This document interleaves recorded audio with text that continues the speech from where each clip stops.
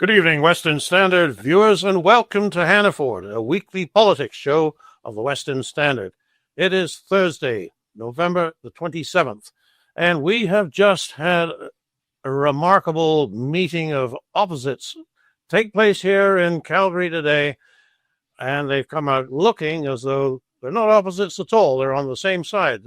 Premier Danielle Smith and Prime Minister Mark Carney met today to sign a memorandum of agreement on what? On expanding Alberta oil production and pushing product to the Far East.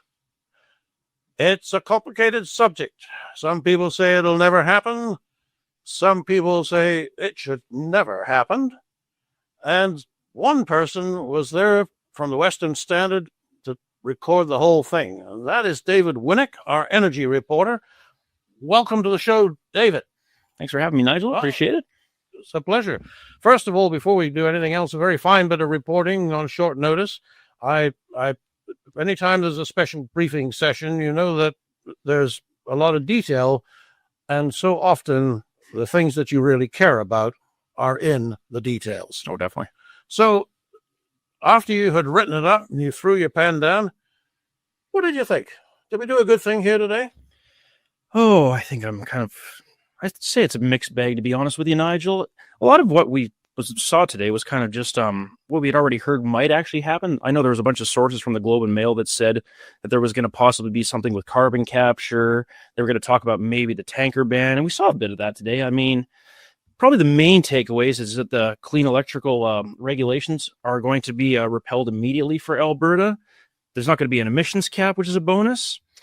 And apparently there's going to be Indigenous co-ownership of the pipeline going forward, but they haven't said which Indigenous groups it's going to be at. It's a good possibility, I would wager. Probably coastal First Nations are going to be involved. But again, there hasn't been any names. And as for a proponent for the pipeline going forward, we're still waiting to see if anyone from the private sector is going to sort of step up to the plate. Well, let's talk a little bit more about the carbon capture. In the last couple of months here at the Western Standard, we've run a couple of articles talking about the grand cost of the grand bargain. And the bargain was always that, yes, the federal government would facilitate a pipeline to the coast, but they would have to carry what they called at first decarbonized oil. And I notice they're not calling it that anymore. I sound a bit ridiculous. But at any rate, the point was that in order for the oil to be acceptable, they were going to have to pump down through the strata to a deep well, all the carbon dioxide that it took to produce that oil, or an equivalent amount. It does absolutely nothing for anybody, and yet that was the deal. So, question. It's very expensive. I hear numbers like $16 billion for the Pathways Alliance project to actually go ahead. We know it works. It's been working in Weyburn. You can do this. This is not science fiction, but it's the economics of it. And I think $16 billion was mentioned in the press release this morning. 16.5, yeah. 16.5. Well, there you are. Who pays for that? Well, realistically, they're talking about the Pathways Alliance companies, but there's, again, no set actual person. But they say the government's going to probably pay for it, which means you and me, the taxpayer, because, again, there's no private proponent yet, as far as we know of. Well, even a private proponent is going to face this issue. Where is the market for decarbonized oil? I mean, Canada, apparently, at least in Western Canada, not in Eastern Canada, but in Western Canada, it's very important that we have the oil that is clean. Well, we also have the most ethical. The ethical, yeah, right. Well, are there countries elsewhere in the world where they're saying, if only we could get ethical oil, that's what we would buy, and, we'd be prepared to pay more for it. Name three. Can't think of a single one, to be honest with you, Nigel, because realistically speaking, when's economics ever actually cared about ethics? If someone could find a cheaper alternative or option, they always go for it. That's why there's talk now about the Americans possibly having a regime change, or bring about a regime change in Venezuela to have maybe a cheaper source of heavy crude oil going forward. So instead of maybe like Albertan oil going down to the Gulf Coast refineries, they might get some now from Venezuela and possibly shut us up. But again, That's depending on whether or not what happens in Venezuela in the next couple of days. But back to your question in terms of the decarbonized oil, there's not too many people there's not really a big global demand for it per se right now. The Asian markets are just looking for whatever they can get, especially China and Japan. And so if there's any time for it, there isn't really, no. So I think it's just basically just kind of the green agenda, green climate agenda again from the feds. And there's really no substance to it. And there's really no customers for it going forward, as far as I can tell. Are any other countries even interested anymore in the green agenda? I mean, we've just come off COP30 in Brazil, a conference of parties, and it's all about, saving the world and cutting the carbon dioxide. But I don't see any of that being reenacted in the homelands. Well, there isn't, because some of the biggest proponents were the European Union. I remember Germany, Finland, Sweden, they're all going away from that now. I remember Germany was trying to go clean energy quite a few years ago, and that didn't work, so they started going back to coal plants and whatnot. So I don't really think there is going forward. No, Nigel. No. Okay, so we're still going to do it. So we're going to end up with this. I'm not an energy economist, and I therefore am not going to be bold enough to say how much more it's going to add to the cost of a barrel of oil to pump this carbon underground, but it's going to be more. Oh, definitely. So it's going to be uncompetitive. Mm-hmm. Now, presently, we don't have a pipeline proponent. No. Strictly speaking, the person who owns the pipeline is not the one who's going to be paying this anyway. But I have a feeling that the demand might not be that great. In which case, where is the pipeline proponent coming from? Have you any idea about people waiting in the wings? Well, that's the thing. We haven't really heard any rumors about it. I mean, I can't even actually say that there is any rumors, because I haven't heard anything from any sources saying that there's empty discussions. There's been no pipeline companies, any major companies in Canada. And quite frankly, why would there be at this time? Because look what happened with Trans Mountain. The prices kept going up and up and up. And yesterday at the NSERA did their State of Industry lunch. There was a bunch of oil and gas industry experts there. And they were basically saying no company has a blank check at the moment just to throw money into this pipeline unless they have actual assurances going forward, because they don't really know with regulations. They talked about the tanker ban getting repealed. That's not going to happen, apparently, according to today. There's going to be some modifications, which we have no idea what those will be. Carney didn't really specify, neither did Danielle Smith, so we don't exactly know. See, that's one of the things about this whole days of speeches and press releases. They use words like modifications, and we spring to the conclusion, well, obviously, stands to reason the modification must be that you're going to let tankers come in perhaps to a certain part of the coast where the refinery is, or where the end of the pipeline is. But nobody said that. We just assume that. No, there's no actual route set either, because this morning in a briefing, some senior government officials said that they were still working on what the route was even going to be from Alberta to the coast. So they don't even have that planned out yet. They're still working on that. And according to them as well, I believe that there is going to be a deadline of July 1st, next year, that they have to have the pipeline application sent into the major projects office. So we have no idea what will happen if they fail to meet that deadline, because again, nothing's set in stone yet. So it's just all still up in the air, really. Well, that makes you stop to ask, why are we doing this? Why is Mr. Carney doing it?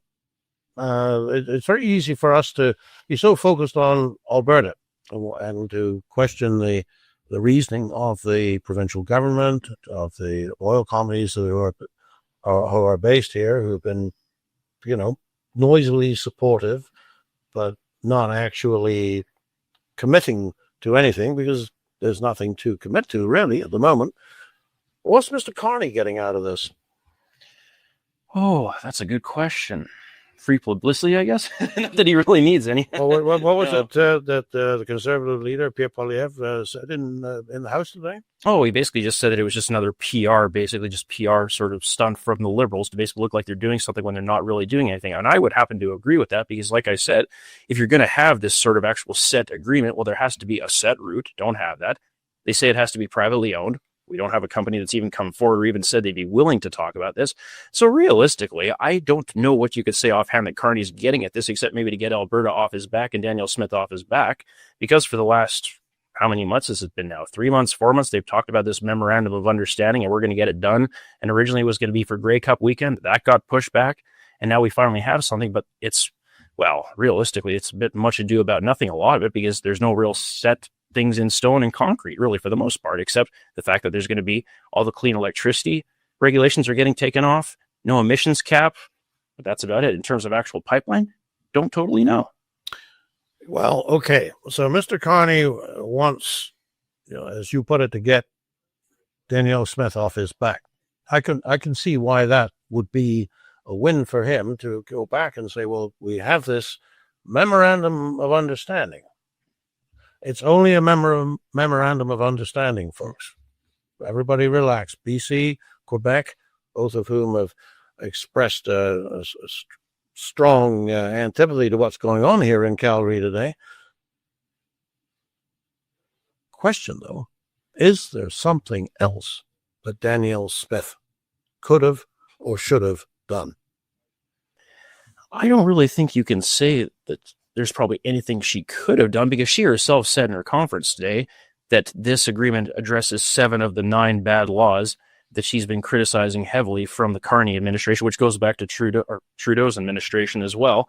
I don't really know what you could say that she could have done, because, I mean, realistically, she got them to agree that, yes, we are understanding that you want a pipeline. Yes, we know it wants to go to BC. Now they're going to start talking to Evie. That's been confirmed. He said that he talked to them earlier today and yesterday, her and Carney. The possibility of anything else really at this stage, I mean, apart from just coming out and saying that there is indeed private sector commitment from a specific company, I don't really know what else she could have done now for the most part. Well, I mean, what if she had done nothing at all? Like you said, Mr. Carney remains very against energy development in Alberta. Anything that he promises is conditional, and so we don't take it seriously. We still have our 9 demands, but do you think she could have done that? There is that possibility, but I was just thinking as well that maybe her even just getting Carney to the table to sign on something might actually get somebody to step up now, because after, as I said, months of them talking and nothing happening, maybe now that they've actually put pen to paper, maybe now they'll have actual companies come out and say, okay, maybe we'll start talking to them. Maybe they'll start reaching out. So there is maybe that. It's maybe just a show of good faith, maybe going forward, for people to maybe come in that might want to actually invest with Alberta. So the deal would be that they don't have to worry about the cost of pumping carbon dioxide underground. So although the oil might actually be more expensive to produce, they can still sell it at the world price. Is that the deal? Possibly. I guess we'll just have to see going forward. Wow, that's Now, I noticed that Quebec has come out very strongly against it.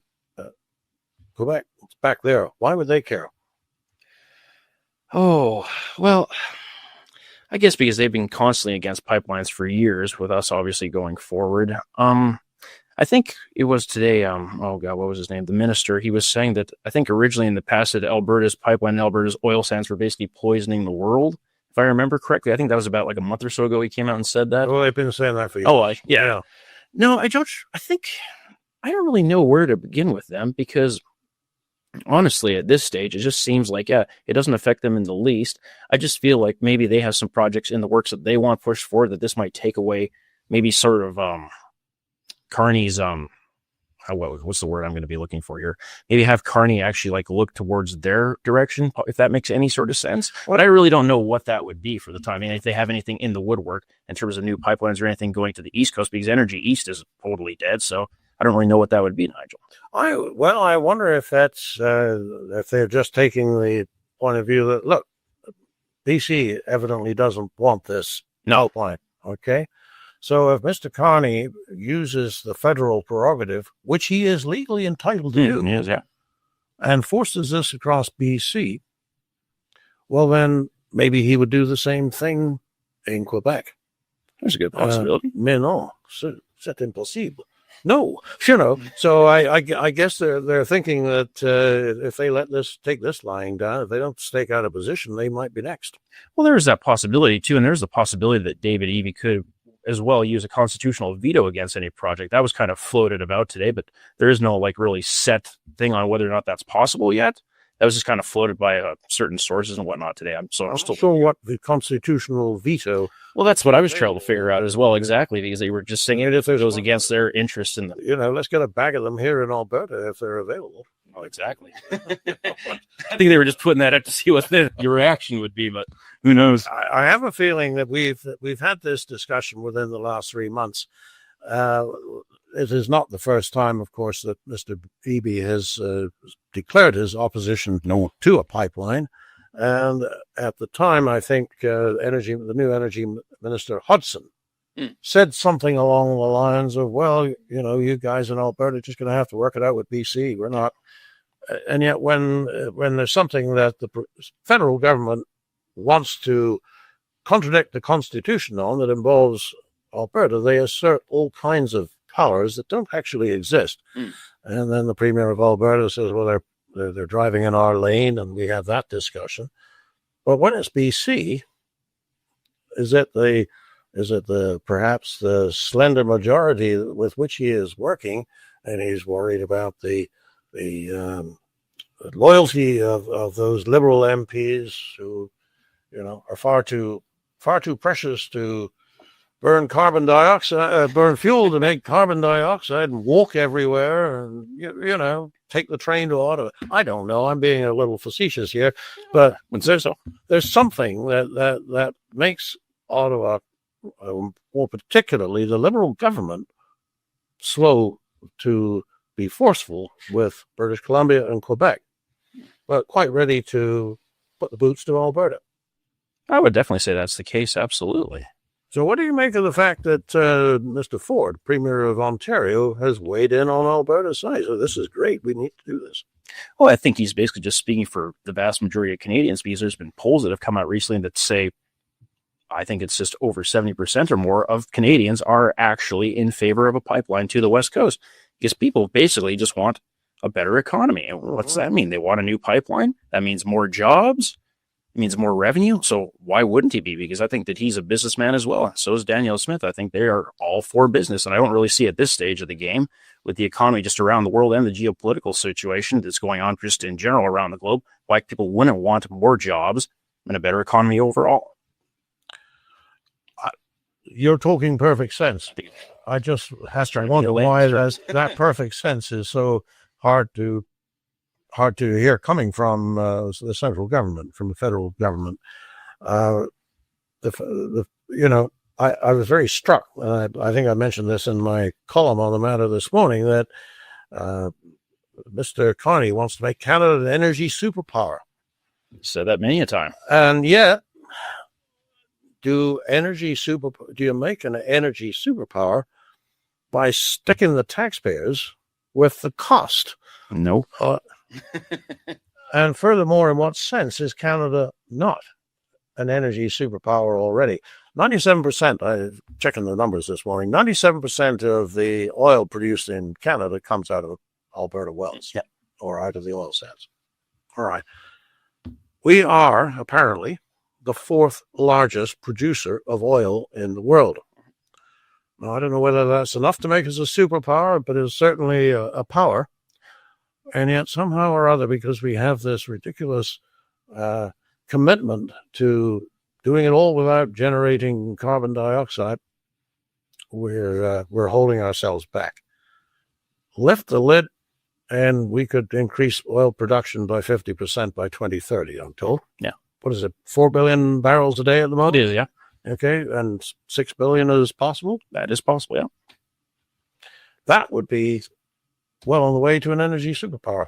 You would think so. You would think so, wouldn't you? And yet somehow it's got to be done with, one hand and 4 more fingers tied behind your back.